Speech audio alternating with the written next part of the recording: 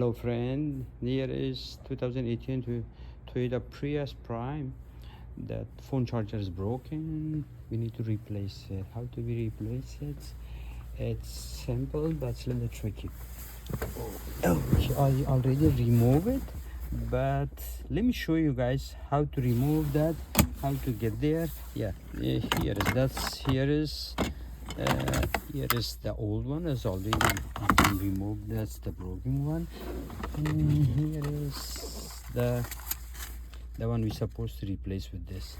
Yeah, we got a good one. Okay, first thing is on this here's on the center by gear, the center by the driver. Yeah, right. Just show you right here. First thing is we need to remove. I cannot find the piece. Where's the piece? Yeah, sorry. Yeah, first thing is we need to remove this. That's right here. This piece we need to pull in. There is no screw, nothing, just pulling out. Yeah, right here.